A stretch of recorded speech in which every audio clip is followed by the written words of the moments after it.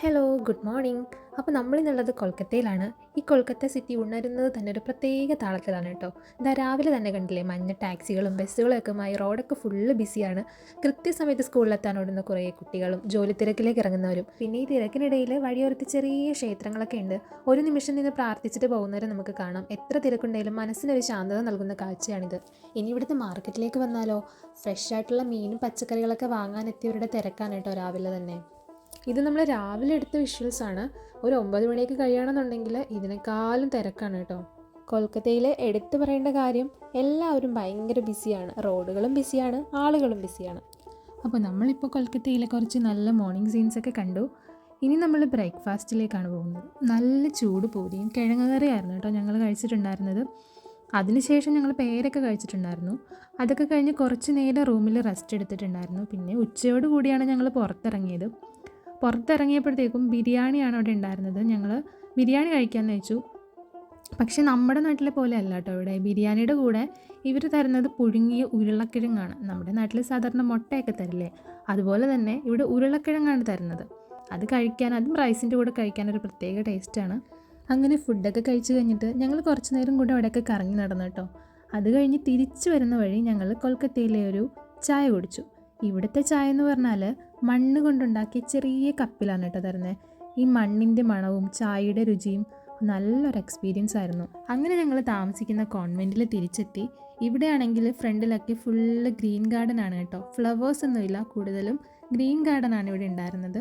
ഇവിടെ കയറുമ്പോഴേ നല്ലൊരു തണുപ്പ് നമുക്ക് ഫീൽ ചെയ്യും. നമ്മൾ ഇത്രയും നേരം സിറ്റിയുടെ തിരക്കും പൊടിയും ചൂടൊക്കെ കൊണ്ടുവന്നിട്ട് ഇതിനുള്ളിലേക്ക് കയറുമ്പോൾ ഒരു പ്രത്യേക ഫീലാണ്. നല്ല തണുപ്പാണ്. എനിക്ക് ഇവിടെ വന്നിട്ട് ഈ കോൺവെൻറ്റ് ഭയങ്കരമായിട്ട് ഇഷ്ടപ്പെട്ടു. അങ്ങനെ ഞങ്ങൾ റൂമിലൊക്കെ എത്തി. കുഞ്ഞാപ്പനാണെങ്കിൽ പഠിക്കുന്ന തിരക്കിലാണ്. ഞങ്ങളൊക്കെ ഇവിടെ ഫ്രീ ആണ്. ഞങ്ങളിടയ്ക്ക് ലൂഡോയൊക്കെ കളിച്ച് സ്നാക്സൊക്കെ കഴിച്ച് അങ്ങനെ ഇരിക്കുകയാണ്. ഞങ്ങൾ സ്നാക്സും സ്ട്രോബെറിയൊക്കെ കഴിച്ചിട്ടുണ്ടായിരുന്നു. ഇവിടെ കോൺവെൻറ്റിൽ രാവിലെ 5 മണിക്ക് നമുക്ക് ഇറങ്ങാം. 10 മണിക്കുള്ളിൽ കോൺവെൻറ്റിനുള്ളിൽ കയറണം. എല്ലാവരുടെയും കയ്യിൽ താക്കോൽ വന്നിട്ടുണ്ട്. നമ്മൾ പുറത്ത് പോകുമ്പോൾ നമ്മൾ ലോക്ക് ചെയ്തിട്ട് വേണം പോകാനായിട്ട്. നാളെയാണ് എക്സാം. അപ്പോൾ നമ്മൾ അതുകൊണ്ട് ഇന്ന് തന്നെ പോയിട്ട് എക്സാം സെൻറ്ററിൻ്റെ റൂട്ടൊക്കെ കണ്ടുവെക്കാമെന്ന് കരുതി. അതുമാത്രമല്ല, നാളെ ഇന്ത്യ മുഴുവൻ പണിമുടക്കാണെന്ന് കൂടെ കേട്ടിട്ടുണ്ടായിരുന്നു. അതുകൊണ്ട് എക്സാമിന് എന്തെങ്കിലും മാറ്റം ഉണ്ടോ എന്ന് കൂടെ അറിയണമല്ലോ. അതിന് വേണ്ടിയിട്ടാണ് ഞങ്ങൾ അങ്ങോട്ട് പോയിട്ടുണ്ടായിരുന്നത്. ഈ പോകുന്നത് കൊൽക്കത്തയിലെ ട്രാമാണ്, അതായത് റോഡിൽ കൂടെ പോകുന്ന ട്രെയിനില്ലേ, അത് തന്നെ സംഭവം. അങ്ങനെ ഞങ്ങൾ എക്സാം സെൻറ്ററിലെത്തി. ഞങ്ങൾ അവിടെ നിന്ന് നടന്നാണ് ഇങ്ങോട്ട് വന്നിട്ടുണ്ടായിരുന്നത്. അവിടെ ചെന്ന് അന്വേഷിച്ചപ്പോൾ നാളെ നമുക്ക് എക്സാമിന് മാറ്റമൊന്നുമില്ല, നാളെ 11 മണിക്ക് തന്നെ എത്തണമെന്നുമാണ് അവിടെ നിന്ന് പറഞ്ഞിട്ടുണ്ടായിരുന്നത്. ഞങ്ങളിന്ന് രാവിലെ ബ്രേക്ക്ഫാസ്റ്റ് ഒന്നും കഴിച്ചിട്ടുണ്ടായിരുന്നില്ല. അപ്പോൾ ഇപ്പോൾ ഉച്ചയായി, അതുകൊണ്ട് ഞങ്ങൾ ബ്രഞ്ച് കഴിക്കാമെന്ന് വെച്ചു.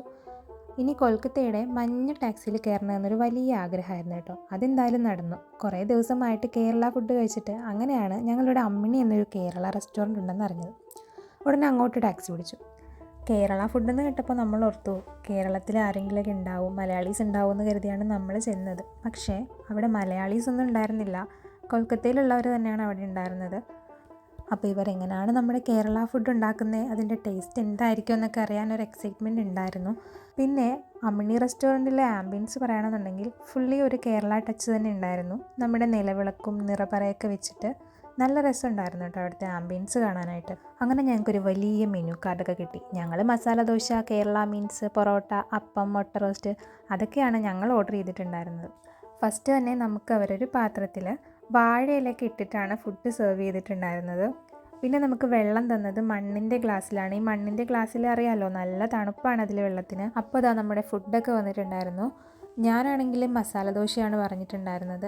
അമ്മ കേരള മീൽസാണ് പറഞ്ഞിട്ടുണ്ടായിരുന്നത്. കേരള മീൽസിലാണെങ്കിൽ സാമ്പാർ ഉണ്ടായിരുന്നു, പിന്നെ രസം, പായസം, നാരങ്ങ അച്ചാർ, പിന്നെ എന്തോ ഒരു തോരൻ, ക്യാബേജ് തോരനാണെന്ന് തോന്നുന്നു, അതൊക്കെയാണ് ഉണ്ടായിരുന്നത്.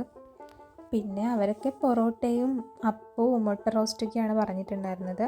എല്ലാം ഞാൻ ടേസ്റ്റ് ചെയ്ത് നോക്കി കേട്ടോ, എല്ലാം അടിപൊളിയായിരുന്നു. മീൽസ് മാത്രം ഞാൻ ടേസ്റ്റ് ചെയ്തില്ല. മീൽസ് നല്ലതായിരുന്നെന്നാണ് അമ്മ പറഞ്ഞത്.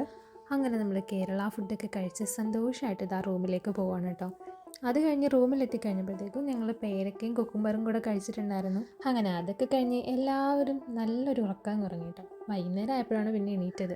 അങ്ങനെ വൈകുന്നേരം ആയപ്പോൾ ഞങ്ങളൊന്ന് പുറത്തിറങ്ങി ചായ വാങ്ങിക്കാനാണ് പോയത്. ഇന്നെല്ലാവരും കൂടെ പുറത്ത് പോയി ചായ കുടിച്ചില്ല. ഇന്ന് പാഴ്സലായിട്ട് ഞങ്ങൾ വാങ്ങിക്കുകയാണ് ചെയ്തത്. ചായയും വെജും ചിക്കൻ മോമോസും കൂടെ വാങ്ങിയിട്ടുണ്ടായിരുന്നു. ഇന്ന് ഇതൊക്കെ തന്നെയാണ് കേട്ടോ ഡിന്നറ്. നമ്മൾ കേരള ഫുഡ് കഴിച്ചപ്പോൾ തന്നെ വയറൊക്കെ ഫുള്ളായി. ഫ്രൈഡ് ചിക്കൻ മോമോസും വെജിൻ്റെ സ്റ്റീംഡ് ആയിട്ടുള്ള വെജ് മോമോസാണ് നമ്മൾ വാങ്ങിയിട്ടുണ്ടായിരുന്നത്. ഞാൻ വെജ് മോമോസാണ് കഴിച്ചത്, പക്ഷേ എനിക്ക് ഒട്ടും ഇഷ്ടപ്പെട്ടില്ല കേട്ടോ. അതിലാണെങ്കിൽ വെജ് മോമോസ് എന്ന് പറയാൻ വെജൊന്നും ഇല്ലായിരുന്നു. അതിൽ നിറയെ മല്ലിയിലേക്കാണ് കേട്ടോ വെച്ചിരുന്നത്. അതുകൊണ്ട് എനിക്ക് വലിയ ഇഷ്ടപ്പെട്ടില്ല. ഇനിയിപ്പോൾ ഇതൊക്കെ കഴിഞ്ഞ് വേഗം കിടന്നുറങ്ങണം. കാരണം നാളെയാണല്ലോ അവൾക്ക് എക്സാം. അപ്പോൾ രാവിലെ തന്നെ എണീറ്റ് നമ്മൾ എക്സാം സെൻറ്ററിലേക്ക് പോകാനുള്ളതാണ്. അപ്പോൾ അതുകൊണ്ട് ഇന്നത്തെ വിശേഷങ്ങൾ ഇത്രയൊക്കെ ഉള്ളൂ. ബാക്കി വിശേഷങ്ങളും പരീക്ഷ എങ്ങനെ ഉണ്ടായിരുന്നെന്നൊക്കെ നമുക്ക് അടുത്ത പാട്ടിൽ കാണാം. അപ്പോൾ അതുവരെ എല്ലാവർക്കും ടാറ്റാ ബൈ ബൈ.